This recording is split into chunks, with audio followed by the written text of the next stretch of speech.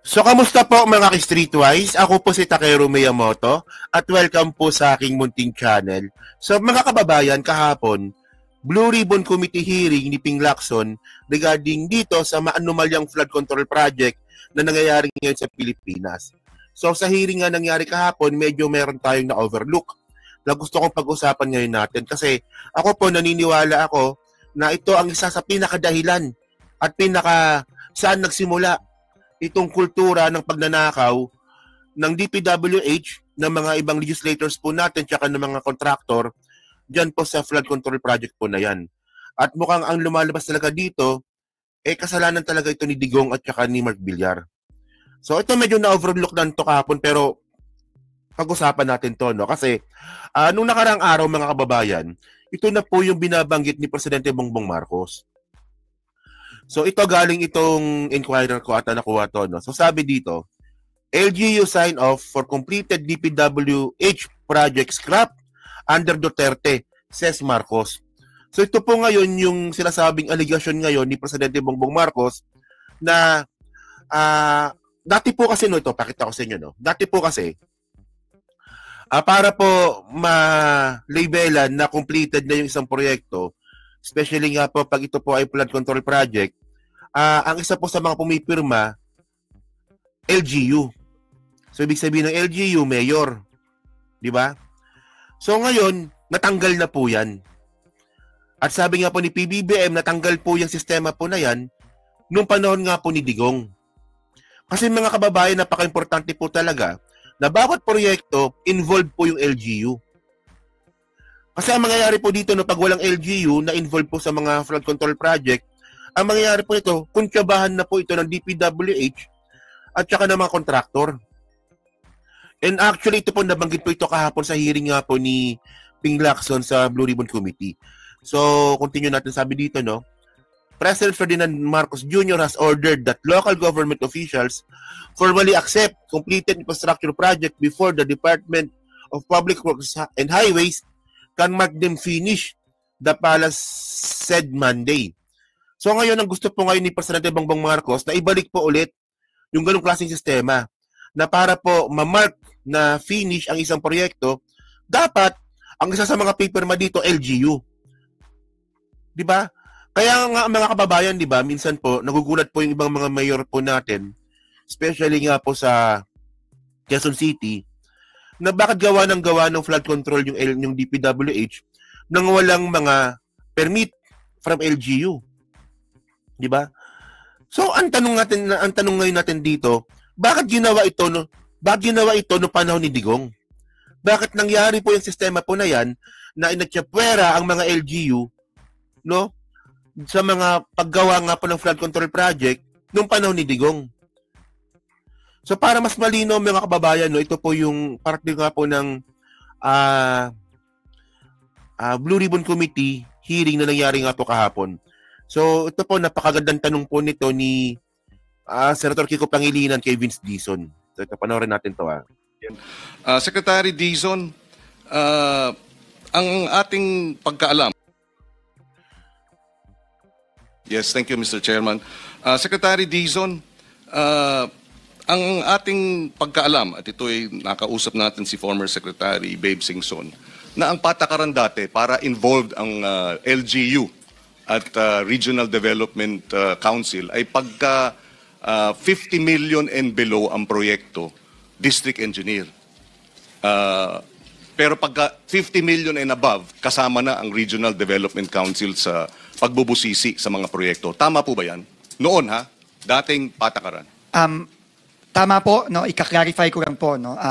Sa tingin ko po ang tinutukoy niyo po ay yung thresholds of authority ng district, region, etc. no. Yes. Nung pong time ni Secretary Babe Singson, ito po ay nasa 50 million pesos. Yes. Meaning po pagka below 50 million and below sa district po yan. Above 50 million sa region na po yan. So, sabi nito ganun po yung sistema dati nung panahon po ni Babe Singson.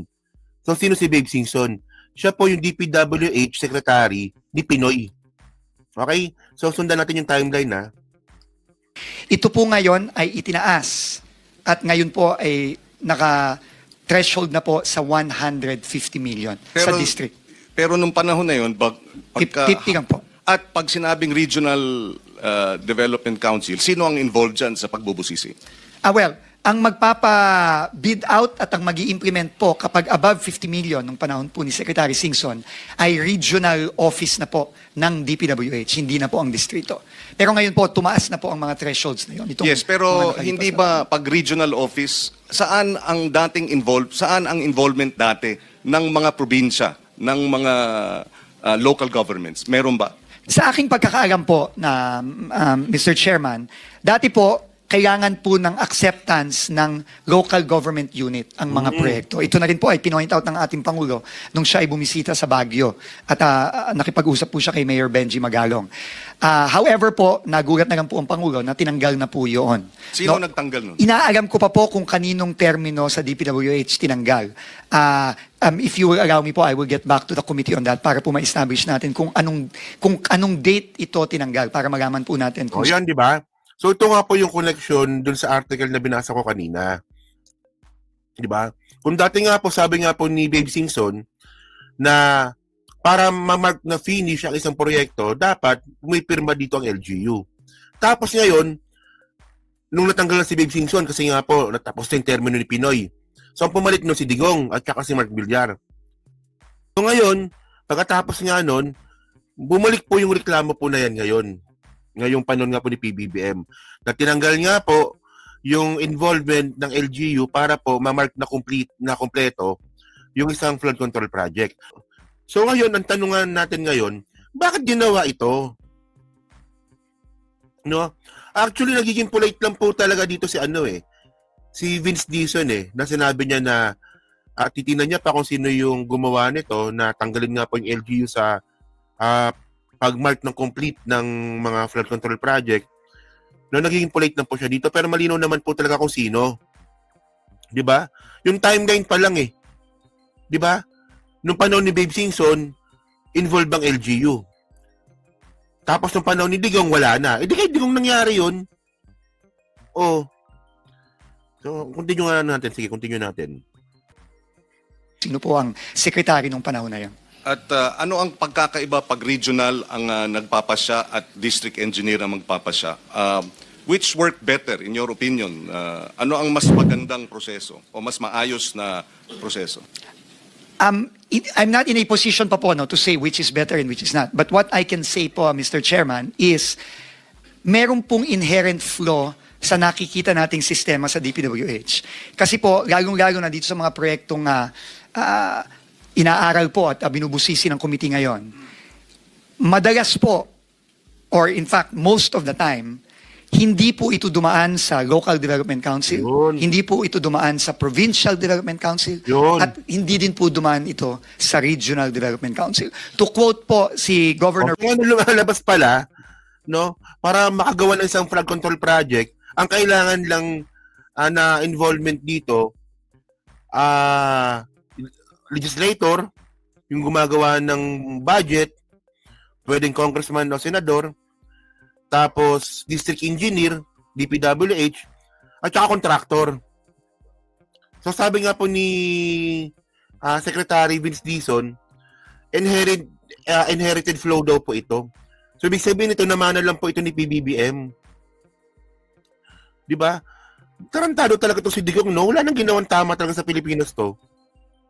Bonsdulor ng Oriental Mindoro, nung kasama ko po siya at nag-inspect kami doon. Para na lang daw sumulpot parang kabuti itong flood control project sa Nauhan, sa sarili niyang bayan, hometown po niya yon, na hindi man lang ho dumaan sa Provincial Development Council. And in fact, nakakagulat pa ho at nakakashock, kahit ho building permit from the municipality of Nauhan ay hindi kumuha yung contractor na gumawa nung project sa Nauhan for flood control. Ito po ay sinabi po sa akin mismo ni Governor Bonsdulor. Muli, dating patakaran yun, kinukuha ang building permit na hindi na itinuloy. Alin ang basehan? Ano ang basehan para hindi na kumuha ng building permit? Sino ang nagpasya dito at bakit pinagpasyahan ng ganito? Kung hindi man may masasabi ngayon, we want to know who made that decision? Because there is accountability here. Na sabihin hindi na kailangan ng building permit mula sa pamahalang lokal. Dahil maliwanag, pagka gano'n na ang usapin, mukhang pinipwera ang mga kung sino-sino man na dapat may kinalaman dahil baka pagkasama yung iba, hindi matutuloy itong mga ghost project. Tsaka mas malaki yung hatian. No, kapag kinuntsaba mo pa yung LGU, isa pa yon, di ba? At syempre, ang una-unang mapuputukan dito, LGU din. Kasi mayor rekta yun Sa lugar mo mismo nangyari, di ba? Tapos involved ka. Hindi matutuloy itong mga substandard. So may accountability dyan. Who decided? And when was it decided? We would like to know that. If you cannot answer it now, Secretary Vince, perhaps, not perhaps, may we request that this information be forwarded to the committee? Opo, we will do so, Mr. Chairman. But if I may just say, ang pagkuha po ng building permit, hindi po ako abogado, pero ito ay requirement under the law for any civil works project, whether government or private. Kaya po ako talaga ay nagulat na meron palang proyekto ng gobyerno mismo na hindi kinukuha na ng building permit galing sa local government. No? Dahil requirement po yan sa ating building code. No? Pero aalamin ko po kung meron pong official na dokumento na yun ang pinaka-importante mga kababayan. Kung mayroong official na dokumento. So, at least, pag may official na dokumento, malalaman kung sino talaga pumirma. So, at least, you get the point, mga kababayan, no? Kung panahon nga po dati, ni dating Pangulong Pinoy, para makagawa ng isang flood control project, para ma-mark itong kompleto na, pumipirma po ang LGU. Minsan po, provincial government. So, governor minsan. O kaya, mayor. Pero sabi nga po ni Dave Singson tsaka ni PBBM, yung ganung klaseng sistema nga nung panahon ni Pinoy, natanggal po yan nung panahon ni Digong. So kaya pala ako naniniwala ako na ito ang isa sa mga dahilan kung bakit nga nagkaroon ng kurakot diyan po sa flood control project kasi tinanggal niyo yung LGU Di ba? Tinanggal nung panahon ni Digong at malamang kasabot si Mark Villar dito. Tinanggal nila yung karapatan ng LGU na mamark na kompleto ang isang proyekto. So, napaka-bullshit naman ng ganun ko pa. So, by the way, mga kababayan, so, gusto ko lang itong i-share po, itong video po na to kasi nga, mukhang na-overlook po ito at malamang sa susunod po na hearing, dapat po, meron na tayong update dito. Kung sino po talaga ang gumawa po ng ganung klaseng pagbabago po dyan po sa DPWH. At mga ka-street, ito po dapat yung mga mga kalidad na mga hearing na nangyari dapat nung nakaraan. Ito po yung mga bagay na iniiwasan po ni Marcoleta nung siya po yung chairman ng Blue Ribbon Committee. Na iniiwasan niya nga po talaga na masangkot dito si dating Pangulong Digong. At least nga ngayon, si Ping Lacson na po ngayon yung bagong chairman ng Blue Ribbon Committee at natatanong na po yung mga ganyang klaseng mga tanong. Tulad nga po ng ginawa nga po ni Kiko Pangilinan. Okay. So yun mga streetwise, So kayo po, ano po masabi nyo nga po dito sa ako talaga medyo na-overlook na natin to. Pero ako nagulat po talaga ako nung napanood ko to nung live. Na may ganun palang ginawa nung panahon nga po ni Digong.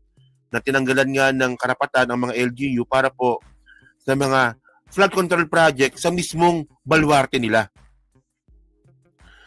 Parang gumawa sila ng isang structure, ng isang batas para makapag-warakot po talaga. Medyo talagang, ewan ko ba talaga. So yun, nasa comment lang po sa baba at binabasa ko pong lahat yan. At syempre, dyan po sa team replay, pa-like, pa-subscribe. Di makalabisan, pa-share na rin po ng video po na to. So thank you mga ka-streetwise. Kita na lang ulit tayo sa susunod ng content. So thank you, salamat, and babush.